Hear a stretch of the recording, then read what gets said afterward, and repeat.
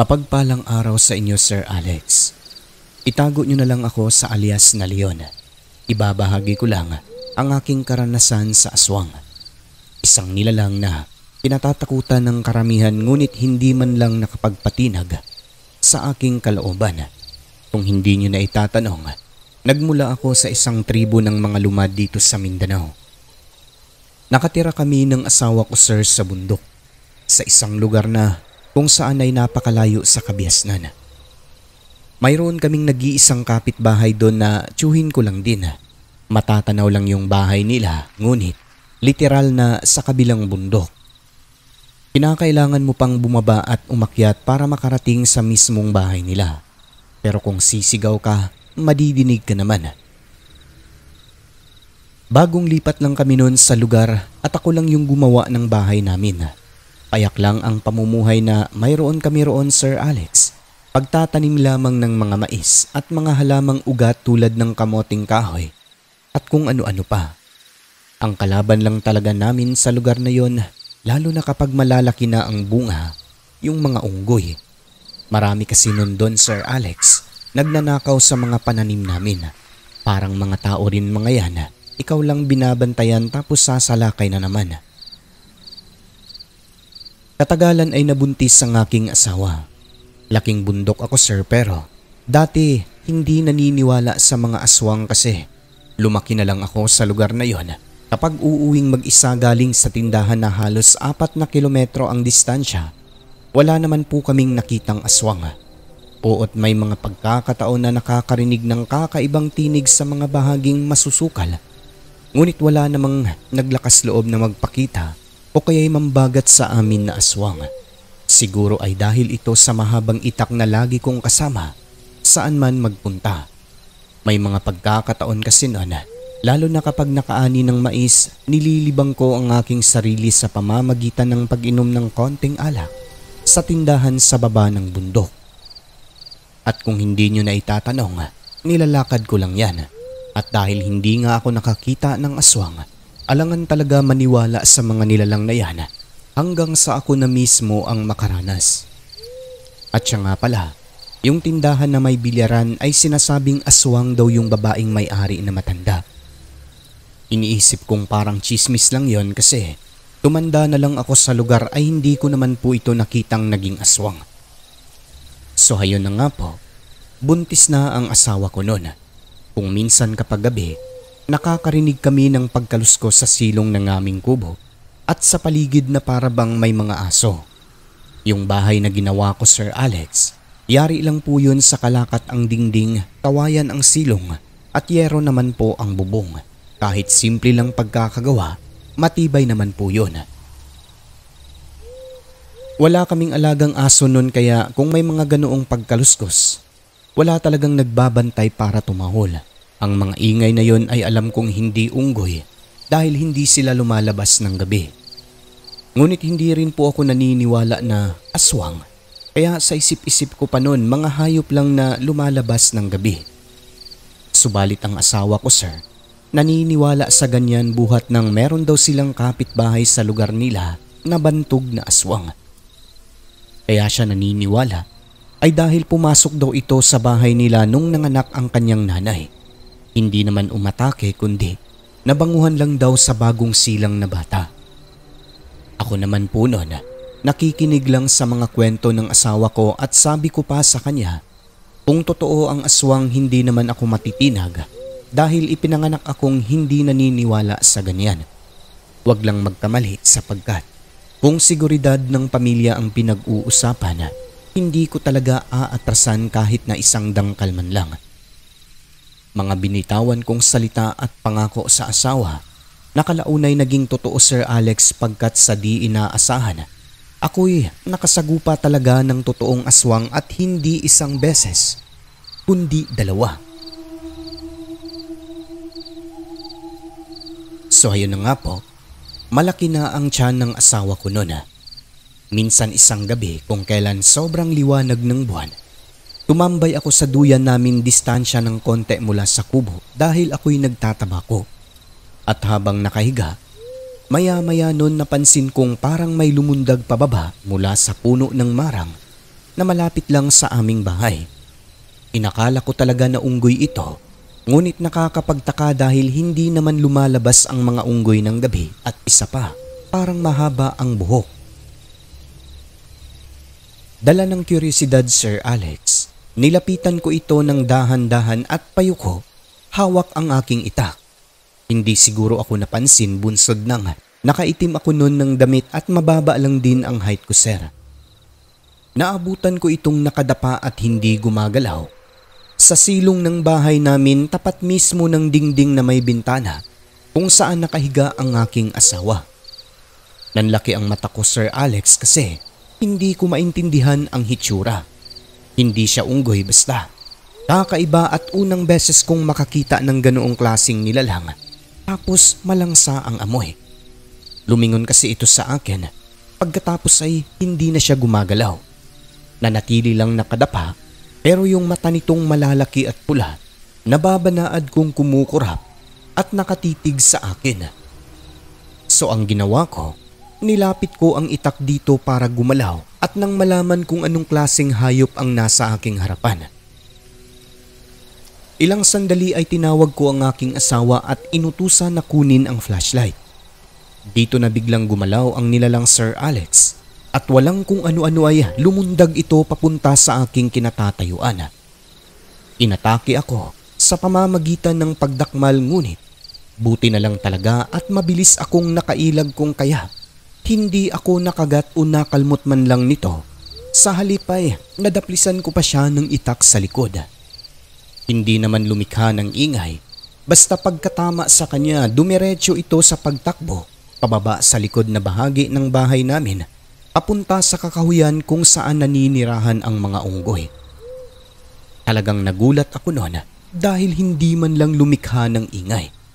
Pati yung misis ko na bumaba ng bahay na may bitbit na flashlight, nagtaka sa akin kasi medyo natulala ako sa kanya.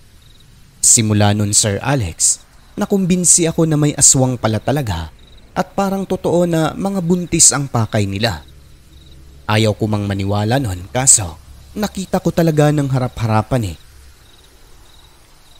Matapos nun ay hindi ko muna sinabi sa aking asawa kasi baka matakot ito, bagkus ang ginawa ko, nagpakwento sa kanya sa mga nalalamang pangontra sa mga aswang.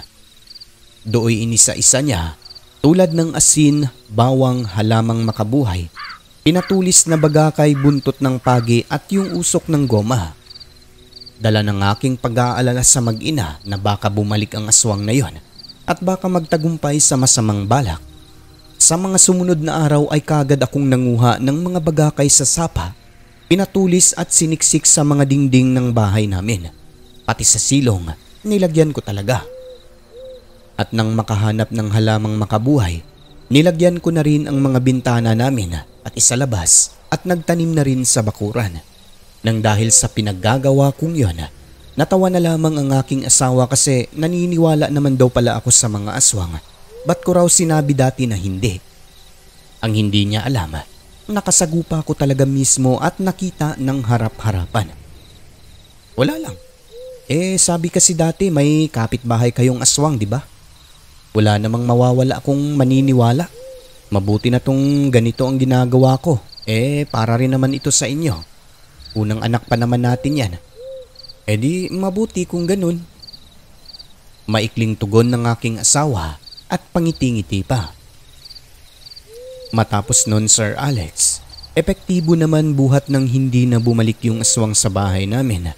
At ilang gabi ko rin itong inaabangan pero hindi na talaga nagpakita o kahit na magparamdaman lang. Siguro'y may iniinda rin kasi nga, gaya ng sabi ko kanina, nadaplisan ko ito ng itak sa likod. Ngunit makalipas lang ang ilang araw noon, Pinagpapatay naman ang mga alaga naming manok na doon lang natutulog sa mga puno ng mangga sa may maisan na medyo distansya ng konti mula sa aming bahay. Sinadya talaga, hindi lang ako sigurado kung aswang ba talaga o hayop ang pumatay kasi hindi ko naman nakita. Walang ibang nakasaksi kundi tanging mga puno lang at halaman. Lahat ng mga natagpuan naming patay na manok na yon, may mga kagat na parang karayom lang kaliit ang sugat tapos tuyo na nahalatang sinipsip ang dugo. Doon pa lang Sir Alex, naghinala talaga kami ni Mrs. na hindi ordinaryong hayop ang gumawa nun kundi isang aswang. Ganon na ganon daw kasi ang nangyari sa mga alagang manok ng kapitbahay nila dati na may nakasagutan na kabaryong aswang. Wala kaming nagawa nun kundi binaon na lang sa lupa buhat ng nakakatakot kainin kasi baka makahawa ng pagkaaswang. Nakakalungkot lang din Sir Alex gawa ng pati yung mga maliliit pa na manok nun ay pinatay din. At dahil may natira pa naman, inulong ko na lang tapos yung bahaging maisan at mga puno sa paligid. Nagtarak ako ng mga pinatulis na bagakay. Ang inaalala ko kasi noon, baka sa susunod ang kalabaw naman ang tirahin. Sa awa naman po ng Diyos, hindi naman po yun nangyari at hindi na rin nagparamdam ulit ang aswang. Fast forward tayo Sir Alex. Kabuanan na ng asawa ko noon at dahil nag-aalala siya kasi nga may mga pagkakataon na naiiwan ko siyang mag-isa sa kubo namin ng hapon. Ayon na rin sa kanyang kagustuhan na pagdesisyonan naming dalawa na umuwi na lamang muna ito sa kanila at doon na mga anak. Ako naman, nagpaiwan bunsod ng kinakailangan kong bantayan ang mga alagang kahayupan pati na ang mga tanim namin. Baka mamaya atakihin na naman ng mga unggoy kundi wala na namang aanihin. Pero malimit din naman akong pumupunta sa kanila kung minsan ay doon pa nga ako natutulog. Sa bundok naman kung minsan, doon ako sa tiyuhin ko sa kabila dahil may mga pagkakataon na nagyayaya siya na mag-inom ng tuba. Sa ilang gabi ko noon na nag-iisang natutulog sa aming bahay, ni minsan sir ay wala naman pong nagparamdam sa akin na aswang. Malakas din talaga ang aking loob, nakahanda anumang oras kung sakaling magpakita at aatake ulit ang aswang. Alam ko sa aking sarili na hindi ako takot Sir Alex bagkus ay gusto ko pang makaganti sa ginawa ng aswang na ito. Sabi ko pa, huwag lang talaga siyang magpakita ulit dahil puputulan ko talaga ng mga kamay at paa. Hanggang sa isang araw noon, hapon 5:00 pasado, dumaan ako sa tindahan na may bilyaran galing sa bahay ng aking asawa, naghatid ng pera mula sa aming ani ng mga mais. Yung bilyaran na yun Sir Alex, sa bundok pa rin kung saan ako umuwi pero nasa babang bahagi at may kabahayan na wala pang 10 ang bilang. Malayo yun mula sa mismong kubo namin sa taas na kung tatansyahin siguro nasa mga 4 na kilometro rin ang distansya. At kaya ako dumaan dun ay para libangin naman ang sarili total. Minsan lang naman sa pamamagitan ng pag-inom ng tuba habang manunood ng mga nagbibilyard. At yun na nga po, pagkarating ko doon ay may 3 taong nagiinuman tapos naglalaro. Kilala ko lang din ang mga mukha kasi taga-roon lang din naman sila. So habang naglalaro, maya-maya nun ay bigla na lang nag-away. Nagbatuhan ng bola at tinamaan ako nung isa. Ako yung tipo ng tao sir na kung barumbado ka, ako'y mas hihigit pa. At sa kadahilan ng ayaw magpaawat ng 3, nahagip pa ako ng tako sa balikat ng ihataw ng isa. Ang ginawa ko sir ay binunot ang aking itak.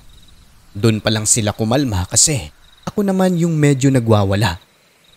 Ikaw ba naman matamaan ng bola ng bilyard sa ulo? Hindi ka ba magagalit, di ba? Sobrang sakit nun Sir Alex at nabukol pa talaga ako kung kaya kinuha ko ang lahat ng mga tako nila at sabay-sabay na tinadtad sa kanilang harapan. Tinapon pagkatapos ay umalis. Nagalit sa akin yung may-ari bakit ko daw ginawa yon. Yung matandang babae na sinasabing aswang ay turo ng turo pero hindi ko na ito pinansin. Madilim na ng mga oras na yun, Sir Alex. Hindi ako sigurado kung konektado ba sa ginawa ko sa bilyaran yung mga sumunod na nangyari sa akin sa daan. Paano kasi? Pagdating ko sa banda kung saan mayayabong ang talahiban sa bawat gilid, maraming malalaking punong kahoy. Ilang sandali nun ay nakarinig ako ng tinig na parang sa manok. Akala ko pa nga'y ahas, Sir Alex, dahil naalala ko ang kwento ng aking lolo na meron daw ahas na parang manok ang boses. Nakakatakot yun buhat ng kapag natuklaw ka raw ay segundo lang ang itatagal mo. So ang ginawa ko ngayon, dinukot ang aking itak at tinataga-taga ko yung mga nadadaan ng sanga at mga halaman sa gilid ng daan para man lang kung may ahas, matakot ito. Ngunit ilang sandali lang, napahinto ako, Sir Alex, gawa ng may kung anong itim na bagay sa gitna ng daan. Alam kong hindi bato kasi nga doon naman kami dumadaan. So lumapit pa ako ng bahagya para usisain at nang malaman kung tama ba ang hinala ko na bagay lang na nahulog doon. Ngunit nang nasa mga 2 dipa na lang ako, Sir Alex, doon ko lamang napagtanto. Hindi bato, hindi sako, kundi isang aswang na nakatuwad at nakaharang sa gitna ng daan. Nasabi kong ito yung aswang na nakasagupa ko dati kasi parehong-pareho yung posisyon nito at laki. Tapos mahaba rin ang buhok, malalaki at mapupula ang mga mata. Gaya ng sabi ko kanina, hindi ako natinag sa mga ganyang nilalang kasi tingin ko sa mga ito, tao lang din naman na masasaktan. Ang ginawa ko, Sir Alex, kinausap ko ito at pinaalis. Sabi ko pa, wala na ang asawa kong buntis. Wala rin pong ginagawang masama kaya kung maaari, lubay-lubayan na lamang ako. Ngunit nang walang kung ano-ano, bigla na lang itong umatake sa akin. So syempre, sa dilim ba naman ng lugar na yon at nag-iisa lang ako, talagang ipagtatanggol ko ang aking sarili. Narinig ko sa mga kwento na ang mga aswang daw hindi nasasaktan. Ngunit itong aswang na aking nakasagupa, isang hataw lang ng aking itak, napahiyaw ng sobrang lakas ng matamaan. Isang beses lang at hindi na ito bumalik. Napagtanto siguro ng aswang, Sir Alex, na walang sinasanto ang aking itak. Mas naniniwala pa akong mabilis silang maglaho sa dilim, nagagawang lumipad dahil nasaksihan ko talaga. Pero ang hindi tablan ng itak, ewan ko lang, basta napahiyaw ito ng aking matamaan. Nang malaman ng misis ko ang mga pangyayari na yon, hindi na siya bumalik sa bahay namin dahil sa takot. Hinayaan ko na lang din kasi maging ako, napatunayan talaga na umiiral ang mga nilalang na ito. Ang inaalala ko rin kasi, paano na lang kung wala ako at maiwan ang mag-ina ko sa bahay namin, di ba? Kaya mas minabuti ko na lang na doon na lang sila sa bahay nila. Makalipas ng ilang araw, nalaman ko mula sa isang kakilala, yung may-ari umano ng bilyaran, may malaking sugat sa kaliwang bahagi ng kamay na binendahan ng tela. Sa tingin ko, Sir Alex, totoo ang kwento tungkol sa pagkatao niya dahil parang tumugma yung sugat nito sa naitak kong aswang sa daan. Nang dahil doon, hindi na lang ako nagpapakita sa tindahan nila. Kung makababa man at kung may bibilhin, sa iba ako pumupunta. Malakas talaga kasi ang kutob ko noon. Siya ang aswang na aking nakaengkwentro. Baka gustong maghiganti kasi nga pinagputol-putol ko ang kanilang mga tako. Ganon pa man sa huli, pasalamat na lang siya, sir, dahil hindi ito napuruhan. Kung nagkataon ay baka pagsisihan niya, sapagkat ang aking itak kahit hindi man kataasan, walang sinasantong aswang.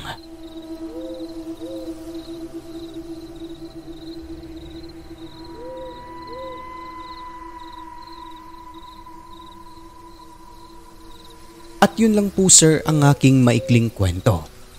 Hanggang sa muli, Akaliyon ng Mindanao.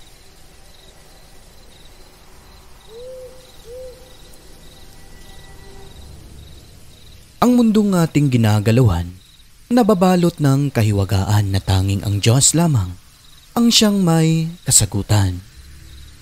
Ako po si Alex at ito ang Southern Mindanao Creepy Experience.